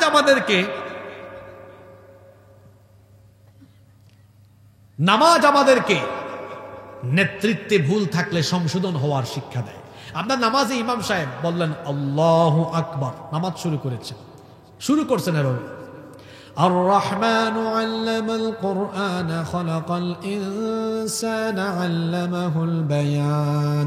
একেবারে চাষাবাদ করে এমন কোন কৃষক বাবাও যদি নামাজে থাকেন, তিনি পিছন থেকে নিন্দা জানাবেন, আলহামদুলিল্লাহি রাব্বিল আলামিন, প্রতিবাদ হয়ে যাচ্ছে, মানে লোকমা দিচ্ছেন, ঠিক করে দিচ্ছেন। নামাজে যদি ইমাম সাহেব ভুল পড়েন, পিছন থেকে কি মুসল্লি লোকমা দেয় না? কথা বলেন, দেয় কিনা? মুসলমানরা হবে এইরকম, তার সমাজে কোনো নেতা যদি জুলুম করে, অন্যায় করে, সে চুপ থাকবে না, প্রতিবাদের ভাষায় গর্জে উঠবে। এই শিক্ষা নামাজে আছে না নাই? কিন্তু দেশের অনেক ক্রান্তিকালের সময়ে, এখন তো ফেসবুকে বলেন, অনলাইনে বলেন, অফলাইনে বলেন, মুজাহিদের অভাব নাই। দেশের ক্রান্তিকালীন সময়ে অনেকে কিন্তু মুখের মধ্যে একদম তালা লাগিয়ে রেখে দিছিল, ছিল কি ছিল না? হিকমতের দোহাই দিয়ে সত্য কথাগুলো বলতে পারে। জালিমের সামনে সত্য কথা বলতে পারো একটা জিহাদ। কোথাও কোনো অন্যায় হলে বলে ফেলতে হবে। এই যে বর্তমান ইউনূস সরকার যেখানে ভুল করবে সেখানেই বলতে হবে। আমি আজকেও আমার ফেসবুক পেজে লিখেছি, এই সরকার, বর্তমান এই সরকার আইন শৃঙ্খলা পরিস্থিতি নিয়ন্ত্রণে সম্পূর্ণ ব্যর্থ হয়েছে এবং তারা অনেক ক্ষেত্রে ব্যর্থ। ফ্যাসিস্টদের, দূষরদেরকে তারা পুনর্বাসন করেছে, বিপ্লবের চেতনাকে তারা ক্ষুণ্ণ করেছে। ওই যে আগেই বললাম, বিপ্লবী চেতনাকে ধারণ না করে তারা উল্টু প্রথম আলো আর ডেইলি স্টারের প্রোডাক্ট যারা, এদেরকে সেট করে দিয়েছে। সাবধান করছি, ভারতপন্থী এবং প্রথম আলো আর ডেইলি স্টারের প্রোডাক্ট যারা, এদেরকে দিয়ে বাংলাদেশে কোনো অস্থিতিশীল পরিস্থিতি সৃষ্টি করার কোনো অপচেষ্টা করা হলে এই বাংলাদেশের মানুষ সেটাকে অত্যন্ত তুমুল ভাবে প্রতিরোধ করবে।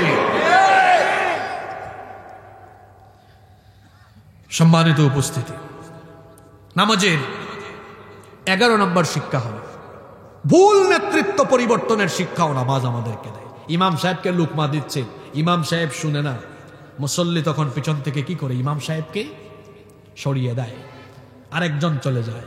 ঠিক তেমনি নামাজের বাহিরে কেউ ভুল করলে, নেতৃত্বে সমস্যা থাকলে সংশোধনে দেওয়া হবে, বারবার বলা হবে, কথা না শুনলে বলে ঘাড় ধরে চেয়ার থেকে নামায় দিতে হবে।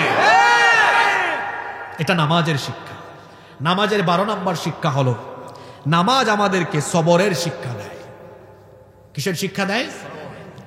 যতক্ষণ নামাজ শেষ হবে না সবর করতে হবে।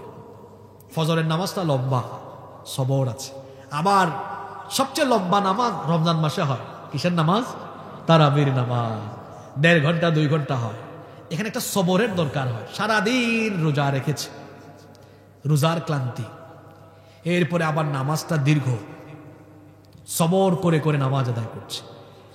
আমাদের জীবনের প্রতিটি ক্ষেত্রে সবরের দরকার। জীবনে অনেক কঠিন সময় আসবে, দুঃখ দুর্দশা আসবে, মুসিবত আসবে, তখন উত্তম ভাবে সবরের নীতি অবলম্বন করতে হবে। এই শিক্ষাও নামাজের ভিতরে আছে না নাই? সময়ের অভাবে কোরআন হাদিসের অনেক রেফারেন্স আমি উদ্ধৃত করতে পারছি না। নাম্বার 13 নম্বর হচ্ছে নামাজ আমাদেরকে জীবন সংশোধনের শিক্ষা দেয়। নামাজ ভুল হয়ে গেল, এটা সংশোধন করার জন্য সাজদায়ে সাহু আছে না নাই? সাজদায়ে সাহু দিলে আবার নামাজটা কারেকশন হয়ে যাচ্ছে। আমাদের জীবনে ভুল হবে, আমরা ভুল করব। ভুল করার দূষণীয় নয়, ভুল করে ভুলের উপর থাকা হলো দূষণীয়। বান্দাও ভুল করবে, কিন্তু ভুল করার পরে সে ভুলের উপরে থাকবে না, বরং অনুতপ্ত হবে। জীবনকে সংশোধন করার জন্য আল্লাহ একটা পথ খোলা রেখেছেন, সেই পথ হলো তাওবার পথ। বান্দা যখন তওবা করে ফেলে, হাদিসে কুদসিতে এসেছে, আল্লাহ তাআলা বলেছেন, ইবনা আদম লাউ বালাগাত যুনুবুকা আনানাস সামাই সুম্মা ইস্তাগফারতানি গফারতু লাক। হে আদম সন্তান, তুমি যদি আকাশের উচ্চতা পর্যন্ত গুনাহ করে ফেলো, আকাশ সম পরিমাণ গুনাহ করে যদি আমার রহমতের আশা করে লজ্জিত হয়ে অনুতপ্ত হয়ে আমার কাছে তওবা করে ক্ষমা চাও, বান্দারে জেনে রেখো আমি আল্লাহ আমার আকাশ সম পরিমাণ দয়া নিয়ে হাজির হয়ে তোমার সব গুনাহ আমি মাফ করে দিব। এজন্য জীবন সংশোধনের জন্য একটা আমল শিখাই দিই। আমলটা আপনারা করবেন, প্রত্যেক দিন ইস্তেগফার করবেন, তওবা করবেন। এটা আমার নবীর একটা অন্যতম আমল ছিল। আমার নবী প্রত্যেক দিন ইস্তেগফার করতেন কতবার? 70 থেকে 100 বার। 70 থেকে, এক হাদিসে এসেছে 70 বার, আর এক হাদিসে এসেছে 100 বার। 2 হাদিসকে সমন্বয় করে আমরা বলতে পারি 70 থেকে 100 বার। জয়পুরহাটের মানুষ, আপনারা বলেন তো দেখি, আমার নবীর জীবনে গুনাহের কোনো ছিটা ফুটা আছে নাকি? আমার নবীর জীবনে কোনো গুনাহ নাই। জন্ম থেকে নিয়ে ওফাত পর্যন্ত, নবুয়তের আগেও মাসুম, নবুয়তের পরেও মাসুম। আমার নবীর জীবনে গুনাহ না থাকা সত্ত্বেও ডেইলি ইস্তেগফার করেছেন 70 থেকে 100 বার। এখন আসেন, আপনার খবর কি? আমি আপনি নবীর উম্মত, আমার আপনার জীবনে গুনাহ আর গুনাহ করে ফেলি আমরা। এখন আমার আপনার জীবনে গুনাহ আছে, প্রশ্ন হলো আমরা প্রত্যেক দিন ইস্তেগফার করি কয়বার? দেখছেন, নবী করেন গুনাহ নাই, গুনাহ নাই নবীর, সেই নবী ইস্তেগফার করেন কয়বার? 70 থেকে 100 বার। আর আমার গুনাহ আর গুনাহ, আমার ইস্তেগফারের কোনো টাইম। খামাখা কথা বলে, অযথাই কথা বলে সময় নষ্ট করে।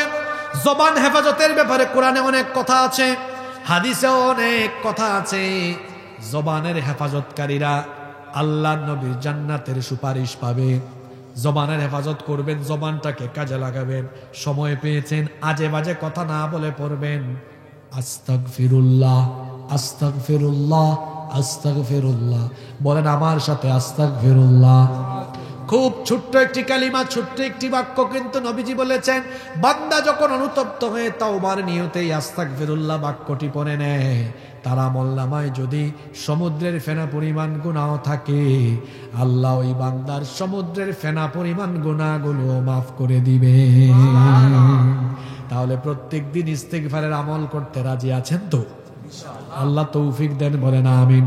নামাজের 14 নম্বর শিক্ষা হলো, নামাজ আমাদেরকে নিয়ন্ত্রিত জীবনযাপনের শিক্ষা দেয়। নিয়ন্ত্রিত জীবনযাপন, চোখের নিয়ন্ত্রণ, জবানের নিয়ন্ত্রণ, হাতের নিয়ন্ত্রণ, পায়ের নিয়ন্ত্রণ, এই শিক্ষা কোথায় আছে? নামাজে দাঁড়ায় কি তার চক্ষুকে ডানে একবার, বামে একবার, পিছনে একবার দেয়? চক্ষু থাকে কোথায়? অবশ্য কিছু মুসল্লি আছে, হ্যাঁ রে বাপরে বাপ, সাংঘাতিক।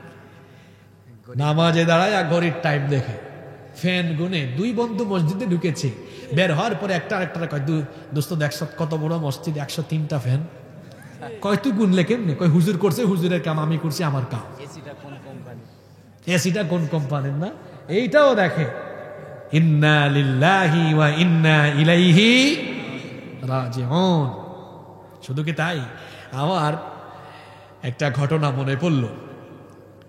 6-7 বছর আগে তাকবীরে উলা ছুটে গেল, আসরের নামাজ। এক মসজিদে ঢুকেছি, তো আমি গিয়ে তার পাশে দাঁড়াবো। এই মুসল্লি কি করছে, আমার দিকে এমনি তাকায়। আমি বুঝছি নামাজে কোনো খুশু নাই। আমিও তার মাথা ধরে বললাম, আমার দিকে না, ওই দিকে তাকা। তো নামাজে চোখের নিয়ন্ত্রণ আছে, এই শিক্ষাটা নামাজের বাইরে আনা। জরিনা সকিনা আপনার সামনে দিয়ে যাবে, কিন্তু আমার চক্ষু জরিনার দিকে যাবে না, সকিনার দিকে যাবে না। কারণ আল্লাহ বলেছেন কুল্লিল মুমিনিনা ইয়াগুদ্দু মিন আবসারিহিম। একই কথা আল্লাহ নারীদেরকেও বলেছেন ওয়া কুল্লিল মুমিনাতি ইয়াগুদ্দুনা মিন আবসারিহিন্না।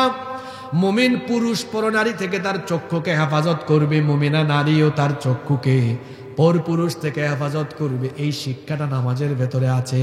আমার সামনে দিয়ে কোনো নারী হেঁটে যাবে, কিংবা কোনো অশ্লীল বিলবোর্ড, সাইনবোর্ড, বিজ্ঞাপন বা মোবাইল ফোন হাতে নিলে আজে বাজে ছবি বা ভিডিও আসবে, তখন আমি আমার চক্ষুকে হেফাজত করব। চক্ষুকে আমি নিম্নগামী করে দিব, রক্ষা করব। যাকে ভয় করে তিনি কে? আল্লাহ। আরো জোরে বলেন, তিনি কে? কালো চশমা পরে চোখের ফাঁক দিয়ে কি দেখেন কেউ জানে না, চোখের খেয়ানত আল্লাহ জানেন। ইয়ালামু খাইনাতাল আয়ুনি ওয়া মা তুখফিস সুদূর। চোখের যে খেয়ানত হয়, সেই খেয়ানতের কথা কেউ জানে না। চোখের খেয়ানত যিনি জানেন তিনি কি? চক্ষুকে বলা হয় হৃদয়ের আয়না। আল্লামা কুরতুবী রাহমাতুল্লাহ আলাইহি কত না সুন্দর করে কথাটা তিনি বলেছেন। চক্ষু হলো হৃদয়ের আয়না। মানুষ চক্ষু দিয়ে কোনো জিনিস দেখার পরে ওইটা ভাবে, যদি সেটা খারাপ হয় তো খারাপ ভাবতে ভাবতে খারাপ কাজ করে ফেলে। এই জন্য চোখের হেফাজতের কথা বারবার বলা হয়েছে। নবীজি সাইয়্যিদিনা আলী রাদিয়াল্লাহু আনহুকে বললেন লা তুতবিউন নাযরাতান নাযরা, দৃষ্টির পরে দৃষ্টি দিও না। ফা ইন্না লাকাল উলা ওয়া লাইসাত লাহাল ফা ইন্না লাকাল উলা ওয়া লাইসা লাহাল ওয়া লাইসা লাকাল আখিরা। প্রথমটা হলো তোমার দৃষ্টি, কিন্তু পরেরটা তোমার দৃষ্টি নয়, ওইটা শয়তানের দৃষ্টি।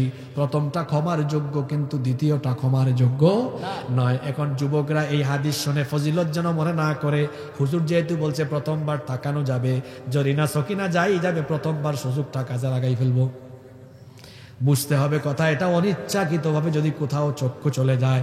মোবাইল হাতে নিয়েছেন, ইউটিউবে ঢুকলেন, কোনো একটা জিনিস, কোনো একটা ভিডিও দেখবেন, কোনো একটা ওয়াজ শুনবেন, তিলাওয়াত শুনবেন, কিন্তু খোলা মাত্রই আজে বাজে ভিডিও চলে আসছে। একবার চক্ষু গেল ভুলবশত, খবরদার দ্বিতীয়বার দেওয়া যাবে না। নিষেধ করেছেন কে? চোখের হেফাজতকারীদের চোখে নূর দেওয়া হয়, অন্তরে নূর দেওয়া হয়, এদের অন্তর পবিত্র রেখে দেন কে? এজন্য অন্য হাদিসে এসেছে যারা চোখের হেফাজত করতে পারে আল্লাহ তাদেরকে ঈমান এবং ইবাদতের স্বাদ আস্বাদন করার যোগ্যতা দান করে দেন। সময় বড় কম, সেদিকে গেলাম না। নাম্বার 15, 15 এবং সর্বশেষ হলো, কথায় আছে শেষ ভালো যার সব ভালো। নামাজের 15 এবং সর্বশেষ শিক্ষা হলো, নামাজ আমাদেরকে কোরআনময় জিন্দেগি গঠনের শিক্ষা দেয়। নামাজের ভেতরে কয়টা কিতাব থেকে তিলাওয়াত হয়? নাকি আপনাদের এলাকায় ইমাম সাহেব আল্লাহু আকবার বলে বুখারী তেলাওয়াত আরম্ভ করেন? হ্যাঁ, আল্লাহু আকবার। আন আবি হুরায়রা রাদিয়াল্লাহু আনহু قال قال রাসূলুল্লাহ সাল্লাল্লাহু আলাইহি ওয়াসাল্লাম, এভাবে না, বরং শুরু করি, আল্লাহর কিতাব আরম্ভ হয় আলহামদুলিল্লাহি রাব্বিল আলামিন আর রহমানির রহিম মালিকি ইয়াউমিদ্দিন ইয়াকা না'বুদু ওয়া ইয়াকা নাস্তাঈন ইহদিনাস সিরাতাল মুস্তাকিম সিরাতাল লাযীনা আন'আমতা আলাইহিম গায়রিল মাগদুবি আলাইহিম ওয়ালাদ-দাল্লিন।